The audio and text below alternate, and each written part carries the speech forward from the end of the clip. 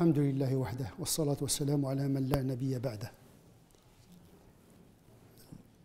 Nous avons souligné le fait que l'espérance est un sentiment, à la fois un sentiment psychologique profane, naturel, mais pour le croyant, l'espérance acquiert une dimension théologique et spirituelle parce qu'il s'agit d'espérer en la transcendance.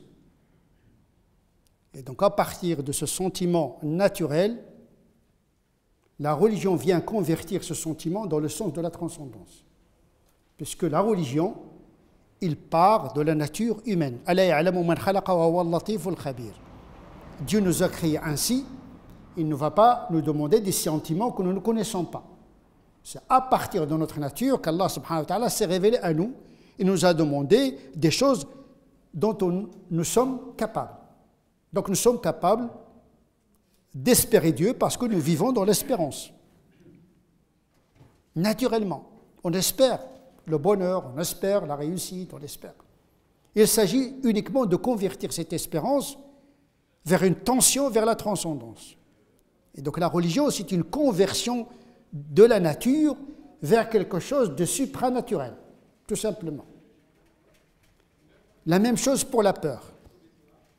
L'islam n'est pas venu pour éradiquer la peur, mais pour la convertir. Il y a une peur naturelle, il y a une peur religieuse, spirituelle et théologique. La peur naturelle, comme celle de l'animal, puisque nous assumons notre part animale, puisque nous avons la même biologie que l'être humain, que les êtres vivants.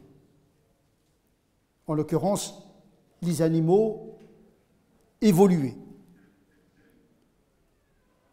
Cette peur animale se traduit par un battement de cœur, une mobilisation du corps, une augmentation de la température comme une préparation à la défense ou à la fuite.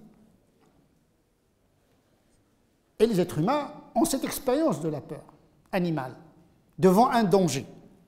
Et donc c'est une peur psychologique, éthologique et physiologique.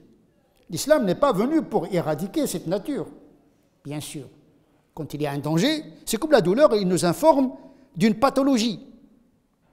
Quand il y a un danger, la peur, elle crée en nous les moyens de défense. Parce que le battement cardiaque, une fois augmenté, il multiplie l'irrigation des muscles avec leur oxygénation qui prépare l'individu à la défense ou bien à la fuite. Et donc nous sommes biologiquement déterminés par cette peur physiologique qui nous prépare à une défense ou à une fuite légitime. Et donc nous partageons cet instinct, ce qu'on appelle une peur instinctive avec l'animal. Mais les êtres humains, ils ont une autre forme de peur.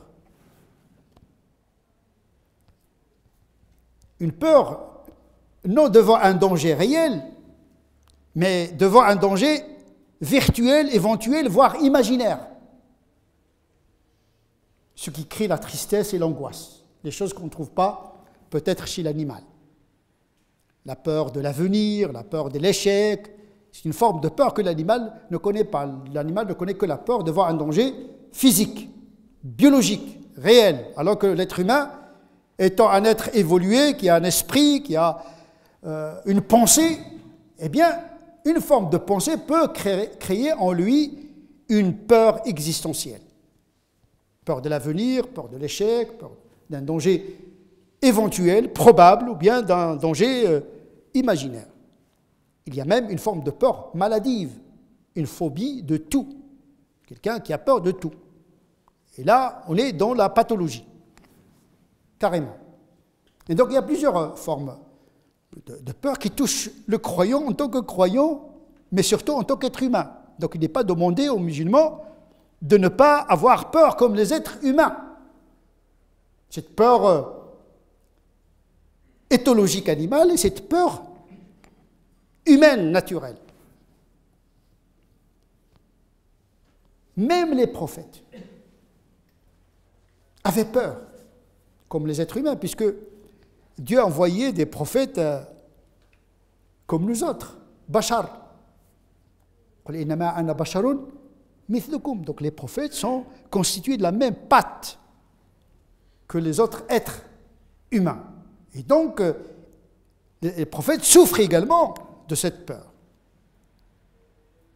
Quand Dieu demanda à Moïse et à Aaron d'aller prêcher la bonne parole, d'aller raisonner le pharaon, le tyran, en leur disant « Allez vers Pharaon, c'est un tyran. Mais attention, dites-lui une bonne parole douce. Peut-être il va se rappeler et peut-être il va devenir un craignant de Dieu. » Un tyran, ce n'est pas parce que c'est un tyran qu'on doit être mal élevé.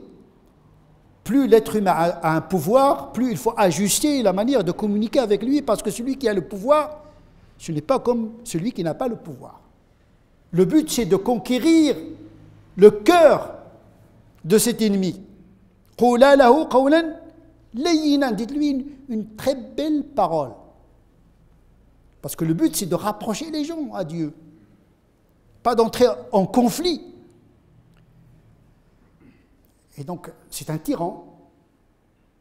Mais les prophètes sont tenus de respecter une certaine éthique.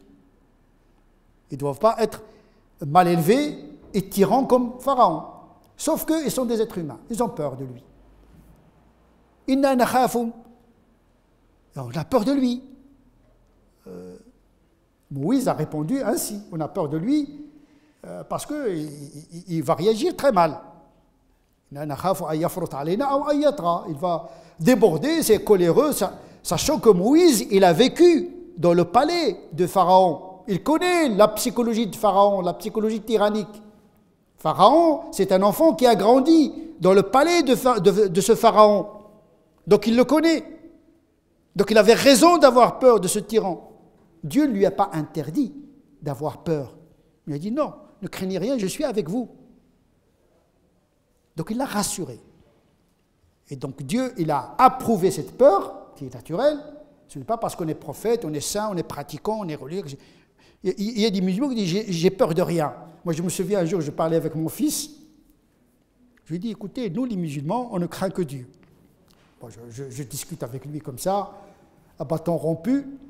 Un musulman ne craint que Dieu. Ça le libère de toute forme de peur. Et il m'a regardé avec un œil d'étonnement. Il m'a dit, moi non. Moi j'ai peur du lion, j'ai peur du... Tu ne vas pas me demander de ne pas avoir peur. J'ai dit, non, mais je ne parle pas de cette peur légitime. Je parle de la crainte avec vénération et foi et amour. Parfois, le vocabulaire, il faut l'expliquer. On ne peut pas demander aux musulmans de ne pas avoir peur dans l'absolu.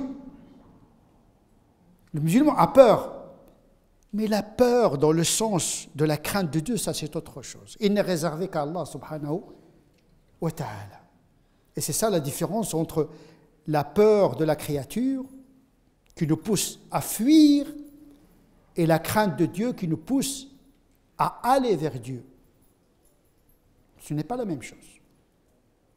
La peur de Dieu, la crainte de Dieu suppose la foi, la vénération, le respect, la confiance et la puissance de l'amour. Ce n'est pas n'importe quelle crainte. نسأل الله عز وجل أن يجعلنا من الذين يستمعون القول فيتبعون أحسنه أولئك الذين هداهم الله وأولئك هم أولو الألباب اللهم اهدنا فيمن هديت وعافنا فيمن عافيت وتولنا فيمن توليت وبارك لنا فيما أعطيت وقنا واصرف عنا شر ما قضيت فإنك تقضي ولا يقضى عليك وأنه لا يذل من وليت ولا يعز من عاديت تبارك ربنا وتعاليت اللهم صل على سيدنا محمد وعلى آل سيدنا محمد كما صليت على سيدنا إبراهيم وعلى آل سيدنا إبراهيم وبارك على سيدنا محمد وعلى آل سيدنا محمد كما باركت على سيدنا إبراهيم وعلى آل سيدنا إبراهيم في العالمين إنك حميد مجيد سبحان ربك رب العزة عما يصفون وسلام على المرسلين والحمد لله رب العالمين.